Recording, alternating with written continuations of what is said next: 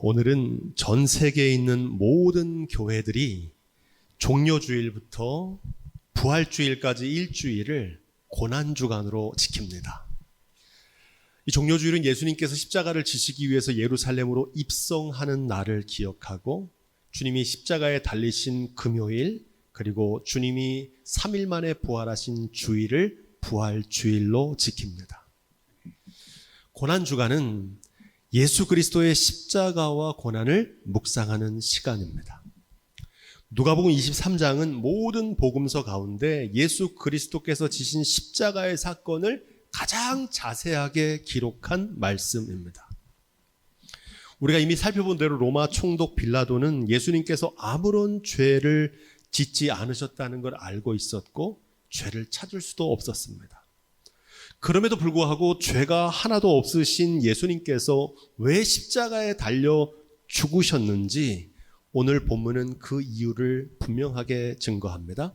18절로 19절입니다. 무리가 일제히 소리질러 가로되 이 사람을 없이 하고 바라바를 우리에게 놓아 주소서 하니 이 바라바는 성중에서 일어난 밀란과 살인을 인하여 옥에 갇힌 자러라. 아멘. 우리가 주목하는 사람은 바라바라고 하는 인물입니다. 그는 밀란과 살인의 죄를 지은 죄인이었습니다. 빌라도가 3번이나 예수님을 놓아주려고 했지만 결국 군중들의 요구대로 죽어 마땅했던 죄인 바라바는 풀어주고 죄 없으신 예수님을 십자가에 달아 죽도록 내어 주었다는 말씀입니다. 예수님께서 달리신 십자가는 본래 누가 져야 될 십자가입니까? 밀란과 살인죄를 저질렀던 바라바가 매달렸어야 될 십자가입니다. 죄 없으신 예수님께서 바라바를 대신해서 십자가에 달려 죽으셨습니다. 그리고 죄로 죽어 마땅한 바라바는 노임을 받은 겁니다. 여기에 십자가가 전하는 중요한 메시지가 있습니다. 십자가는 대속의 십자가입니다. 대속이란 말은 죄값을 대신 치르다는 뜻입니다. 노예에게 자유를 주기 위해서 빚을 대신 갚아준다는 뜻입니다. 다른 말로는 속죄함, 속량함이라고도 하는데 죄사함이라고 부릅니다. 대속이란 말은 죄사함이란 말과 같은 뜻입니다. 그러므로 사도신경에 나오는 죄를 사하여 주심을 믿습니다라는 이 고백은 대속의 복음을 믿는다는 뜻입니다. 오늘날 많은 현대인들은 죄에 관한 설교를 불편해하는 주제입니다. 그 이유가 뭘까요? 우리는 바라바와 같은 죄인만 죄인이라고 생각하고 나는 그런 죄인이 아니라고 생각하기 때문입니다. 하지만 성경은 밀란과 살인 죄를 저지른 바라바뿐만 아니라 모든 사람이 죄인이라고 증거합니다. 성경이 말하는 죄는 뭘까요? 헬라어로 하마르티아라고 하는데 문자적으로는 관역을 벗어난 화살이란 뜻입니다. 하나님을 떠난 상태, 하나님의 말씀에서 벗어난 상태를 죄라고 합니다. 하나님의 뜻이 아니라 내 뜻대로 행하는 게 죄이고요. 하나님의 말씀이 아니라 내 소견에 옳은 대로 하는 게 죄라는 말입니다. 예수님께서는 이 죄가 무엇인지를 더 자세하게 가르쳐 주셨어요. 마가복음 7장 20절로 23절 또 이르시되 사람에게서 나오는 그것이 사람을 더럽게 하느니라 속에서 곧 사람의 마음에서 나오는 것은 악한 생각, 곧 음란과 도둑질과 살인과 간음과 탐욕과 악독과 속임과 음탕과 질투와 비방과 교만과 우매함이니 이 모든 악한 것이 다 속에서 나와서 사람을 더럽게 하느니라. 총 12가지 죄악인데요. 예수님께서 이 말씀을 하신 이유는 스스로 의인이라고 자부하던 바리새인들과 서기관들에게 하신 말씀입니다. 살인과 도적질만 죄가 아니라는 겁니다. 겉으로 드러난 몇 가지 행위가 아니라 마음 속에 품은 악한 생각이 죄라는 것을 깨우쳐 주십니다.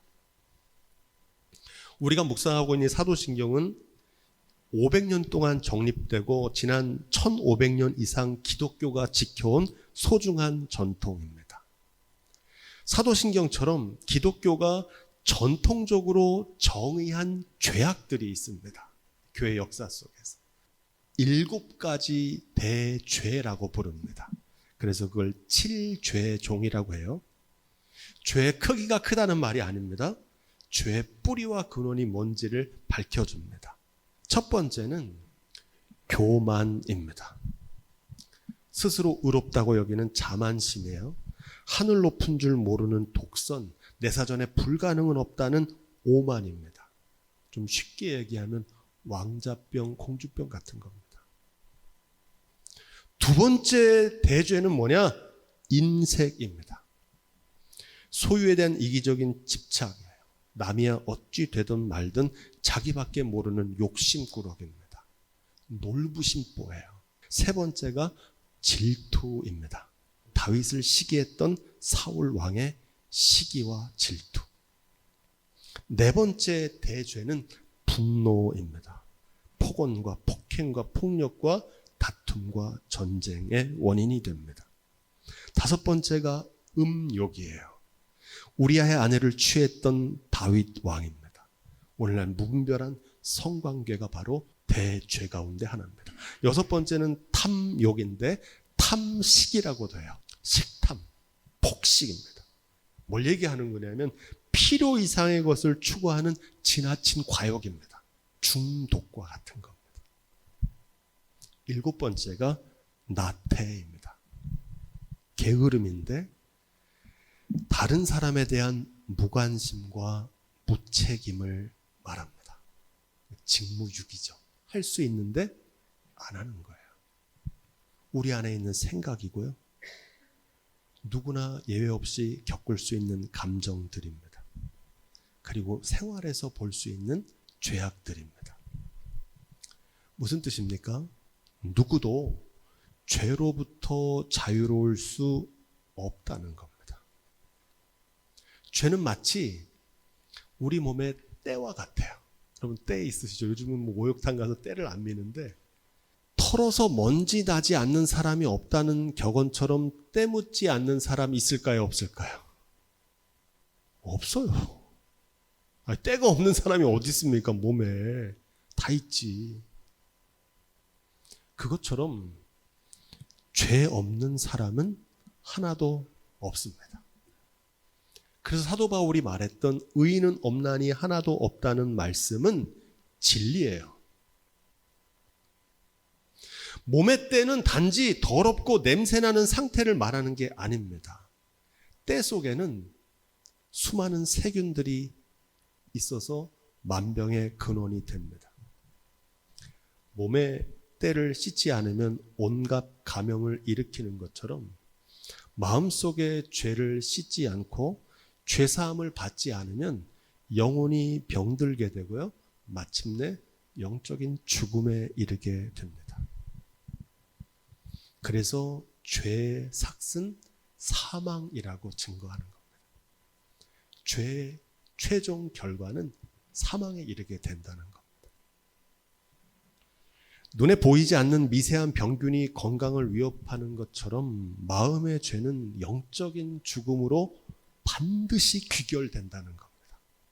그런데 많은 사람들이 이걸 모르고 살아요. 몸에 있는 때는 어떻게 깨끗하게 할 수 있습니까? 씻으면 돼요. 비누로 깨끗하게 씻으면 되잖아요. 목욕탕 갔다 오면 되잖아요.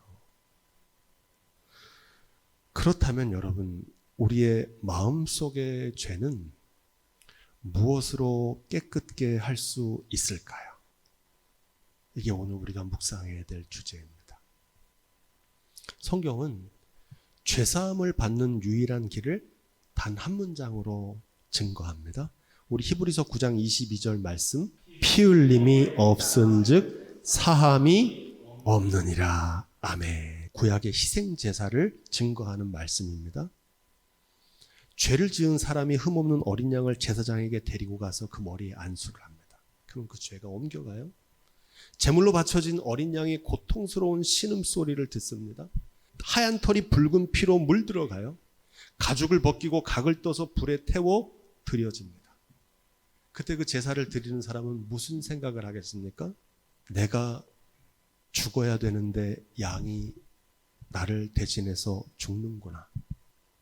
내 죄가 저렇게 무서운 거였구나. 자신의 죄를 깊이 깨닫고 뉘우치며 새로운 삶을 결심합니다. 그리고 새로운 삶을 주신 주님의 은혜에 감격합니다. 우린 더 이상 어린 양을 잡아 피 흘리는 제사를 드리지 않습니다. 왜 그렇습니까? 6월절 어린 양이신 예수님께서 십자가 위에서 우리의 죄를 단번에 대속하셨기 때문입니다. 할렐루야. 이게 대속의 복음입니다. 그 대속의 복음을 에베소서 1장 7절은 한 문장으로 정리합니다. 우리는 그리스도 안에서 그의 은혜의 풍성함을 따라 그의 피로 말미암아 속량 곧 죄사함을 받았느니라. 아멘. 예수 그리스도의 보혈의 피로 우리가 죄사함을 받는 줄로 믿습니다. 예수께서 머리에 과지관을 쓰심으로 우리가 머리로 지은 죄를 씻겨 주셨습니다. 예수님께서 양손에 대못이 박히심으로 우리가 손으로 지은 죄를 씻어 주셨어요. 예수님의 양발이 포개져서 대못이 박히심으로 우리가 발로 지은 죄를 씻어 주셨습니다. 예수님께서 십자가 위에서 먹포도주 같은 붉은 피를 흘리심으로 우리의 모든 죄를 깨끗하게 씻겨 주신 줄로 믿습니다. 이것이 우리가 믿는 대속의 복음입니다. 이 대속은 죄사함이라고 말씀드렸죠. 그런데 이 죄사함은 모든 사람에게 열려 있습니다. 하지만 모든 사람이 다 죄사함을 받지는 못합니다. 죄사함을 받는 전제 조건이 있어요. 의사는 누구에게 필요합니까? 건강한 사람에겐 의사가 필요 없고요. 누구에게 필요해요? 병든 사람에게 필요하잖아요. 예수님 말씀입니다. 인자가 온 것은 의인을 부르러 온 것이 아니라 누구를 부르러 왔다 그러십니까? 죄인을 부르러 왔다 그럽니다. 여러분, 이 대속의 은혜는 의인에게는 필요가 없어요. 이 대속의 은혜는 오직 죄인에게만 필요합니다. 스스로 의롭다고 생각하는 사람에게는 대속의 은혜가 전혀 필요가 없어요. 그런데 내가 그 지은 죄를 해결할 수 없어서 몸부림치는 죄인이라고 자각하는 사람들에게 그 은혜가 능력이 됩니다.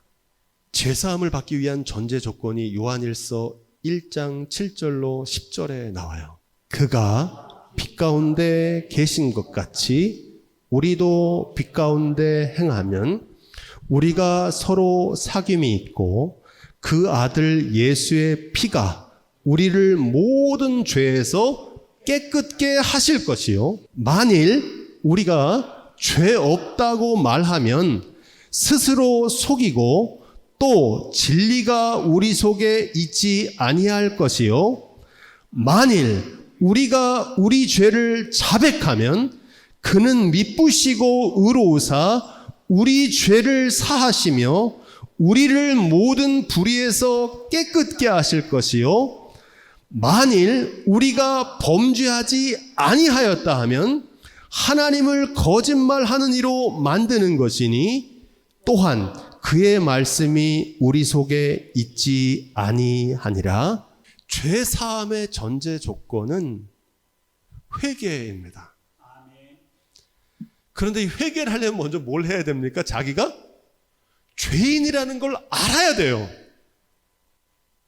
내가 무슨 죄가 있다는 것을 깨닫지 못하는 사람은 그 죄를 회개할 수도 없어요. 하늘에서 폭포수와 같은 비가 쏟아져도요, 장독 뚜껑이 덮여 있으면 한 방울의 물이 들어갈 수 없는 것처럼 주님의 대속의 은혜에도 불구하고 우리가 자백하고 내 죄를 회개하지 않으면 죄사함을 받을 수 없다는 뜻입니다. 우리가 우리의 죄를 자백하면 우리의 죄를 사해 주시는 줄로 믿습니다. 세상에 용서받지 못할 죄는 없다고 말씀드렸죠. 우리의 죄가 가벼워서가 아니고요, 우리의 무거운 죄악보다 주님의 은혜가 더 크시기 때문입니다. 죄사함을 받지 못하는 유일한 죄가 있다고 말씀드렸죠. 회개하지 않는 죄는 결코 사함을 받지 못합니다. 누가 깨끗한 사람입니까? 더럽고 냄새나는 때가 없는 사람이 아닙니다. 자신의 더러움을 날마다 자각하고 깨끗이 씻는 사람이 깨끗한 사람입니다. 여러분, 누가 건강한 사람일까요? 아무 질병이 없는 사람이 아닙니다. 자신의 아픈 곳이 어딘지를 알고 그것을 인정할 때 치료가 시작되는 줄로 믿습니다. 여러분, 누가 죄인입니까? 흠도 없고 죄도 없는 완벽한 사람이 아닙니다. 내 속에 감춰진 더러운 죄를 자각하고 날마다 자복하며 십자가 앞에서 회개하는 그 사람이 의인인 줄로 믿습니다. 그런데 문제는 뭡니까? 바리새인들은 자기 죄를 몰라요. 잘 못하고 있는데 본인이 잘하는 줄로 알아요. 자기가 깨끗한 줄 알아요. 근데 본인도 느끼니까 외식을 해요. 그래서 회칠한 무덤이라 그러는 거예요. 남도 속이고요, 자기도 속여요. 문제는 뭡니까? 그 죄가 죄사함을 받지 못하는 거예요. 그런 바리새인들이 많아요. 우리가 우리의 죄를 깨닫고 자백하며 회개하면 우리가 그 회개하는 깊이만큼 새롭게 하실 줄로 믿습니다. 요한복음은 이 바라바의 죄명에 한 가지를 덧붙입니다. 바라바는 강도였더라 그래요. 강도는 땀 흘려 수고하지 않고 남의 것을 얻는 불안당입니다. 불안당이란 말이 그거잖아요. 땀을 안 흘리고 얻으려고 그러는 거죠. 다른 사람이 피땀 흘린 희생을 날로 먹으려고 하는 사람을 가리켜서 날강도라 그러잖아요. 그러니까 이 바라바는 날강도예요. 왜 그렇습니까? 예수님께서 자신을 대신해서 십자가에 달리셔서 자기가 풀려났다는 사실을 몰랐기 때문에 날강도입니다. 바라바는 생각했어요. 아, 내가 의로운가 보다. 내가 운이 좋은가 보다. 대박이 났구나. 이렇게 생각했어요. 여러분, 혹시 바라바처럼 주님의 놀라운 은혜를 받고도 은혜를 까맣게 잊어버리고 살고 계시지는 않으신지요? 세상에 당연한 것은 없고요. 세상에 공짜는 없거든요. 우리가 지금 이 편안하게 예배드릴 수 있는 것은 누군가의 수고와 헌신이 있었기 때문입니다. 근데 그걸 모르고 살아요. 이걸 모르고 살아가는 사람들을 바로 날강도라 그래요. 이 은혜를 잊어버리면 감사가 사라져요. 감사가 사라지면 삶의 기쁨도 사라져요. 삶의 기쁨이 사라지면 어떻게 될까요? 행복도 함께 사라져요. 26절입니다. 시작. 저희가 예수를 끌고 갈 때에 시몬이라는 구레네 사람이 시골로서 오는 것을 잡아 그에게 십자가를 지워 예수를 좇게 하더라. 예수님께서 십자가를 지고 올라가시다가 고통이 너무 크셔서 그만 십자가를 놓치시고 쓰러지셨습니다. 그러다 로마 병정들이 구레네 사람 시몬에게 예수님의 십자가를 대신 지고 가라고 명하고 그는 골고다 언덕까지 예수님의 십자가를 지고 올라갑니다. 이 십자가는 본래 누가 졌어야 될 십자가입니까? 바라바가 져야 될 십자가거든요. 그런데 그 십자가를 예수님이 지금 지고 가시고 있어요.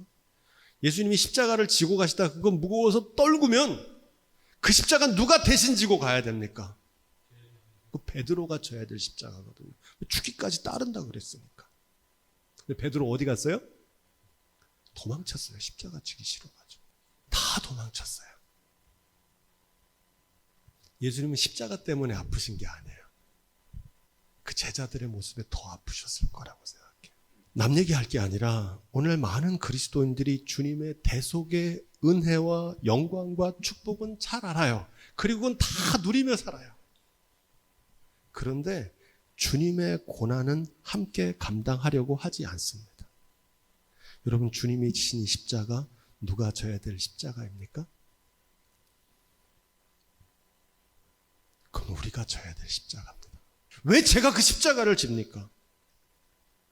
우리도 은혜를 받았으니까요. 그 은혜를.